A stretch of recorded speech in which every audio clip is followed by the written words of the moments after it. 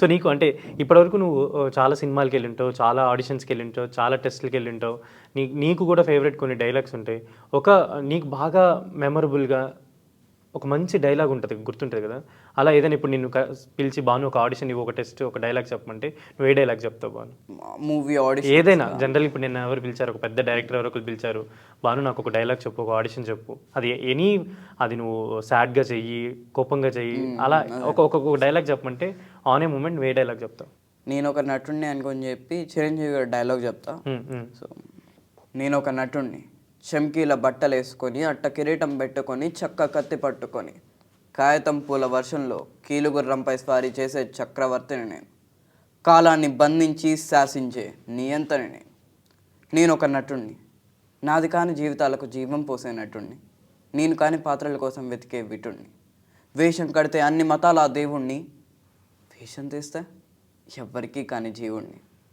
నేనొక నటుణ్ణి, నవ్విస్తాను, ఏడిపిస్తాను, ఆలోచనల సంద్రంలో ముంచేస్తాను. హరివిల్లుకి ఇంకో 2 రంగులు వేసి నవరసాలు మీకిస్తాను. కానీ నేను మాత్రం నలుపు తెలుపుల గందరగోళంలో బ్రతుకుతుంటాను. నేనొక నటుణ్ణి, జగానికి జన్మిస్తాను, సగానికి జీవిస్తాను, యుగాలకి మరణిస్తాను, పోయినా బ్రతికుంటాను. నేనొక నటుణ్ణి, లేనిది ఉన్నట్టు చూపే కరికట్టుగాడిని, ఉన్నది లేనట్టు చేసే టక్కుటమారు పోణ్ణి, ఉన్నదంతా నేనే అనుకునే అహం బ్రహ్మస్మిని, అసలు ఉన్నానో లేనో తెలియని ఆఖరి మనిషిని. నేనొక నటుణ్ణి, పిడుగుల కంఠాన్ని నేను, అడుగుల సింహాన్ని నేను, నరం నరం నాట్యం ఆడే నటరాజ రూపాన్ని నేను, ప్రపంచ రంగస్థలంలో పిడికెడు మట్టిని నేను. నేనొక నటుణ్ణి, అసలు ముఖం పోగొట్టుకున్న అమాయకుణ్ణి, కానీ 9 తలలున్న నటరానుణ్ణి, నింగి నేల 2 అడుగులైతే 3వ పాదం మీ మనసులపై మోపే వామనుణ్ణి, మీ అంచనాలు దాటే ఆజానుభావుణ్ణి, సంచలనాలు సృష్టించే మరో కొత్త దేవుణ్ణి. నేనొక నటుణ్ణి, అప్సరసల ఇంద్రుణ్ణి, అందుబాటు చంద్రుణ్ణి, అభిమానుల దాసుణ్ణి, అందరికీ ఆప్తుణ్ణి, చప్పట్లని భోంచేస్తూ ఈలనే శ్వాసిస్తూ అనుక్షణం జీవించే అల్ప సంతోషిని నేను.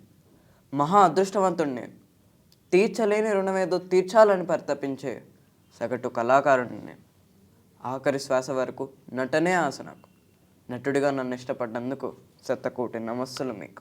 సూపర్ భాను. అసలు అంటే ఇలాంటి డైలాగ్ ఆడిషన్ చెప్తే డెఫినెట్లీ వాళ్ళు నిన్ను తప్పకుండా పెట్టుకుంటారు సినిమాలో. అసలు వాళ్ళు మిస్ అవ్వరు నిన్ను. సో ఇప్పటి వరకు చేసిన హీరోల్లో నువ్వు బాగా అంటే అబ్జర్వ్ చేసిన క్వాలిటీస్ కొన్ని ఉంటాయి కదా! ఇప్పుడు నాగ చైతన్య గారితో చేసావు, విజయ్ దేవరకొండ గారితో చేసావు, అలా వరుసగా స్టార్స్‌తో చేస్తుంటావు, యష్ తోటి ఇలా. నువ్వు ఒక్కొక్క హీరోలో నువ్వు అబ్జర్వ్ చేసిన క్వాలిటీ ఏమైనా చెప్పగలవా? అందులోని ఫస్ట్ వచ్చేసరికి ఏంటంటే స్టైల్ ఉంటుంది. హ్మ్. యష్ గారిది, విజయ్ దేవరకొండ గారిది అదొక వాకింగ్‌లోనే ఒక స్టైల్ వస్తుంది. యష్ గారు కానీ ఇట్లాగా వచ్చే ఆ స్టైల్ అంటే నాకు ప్రతి ముగ్గురులోని బాగా ఇష్టం. హ్మ్. హ్మ్.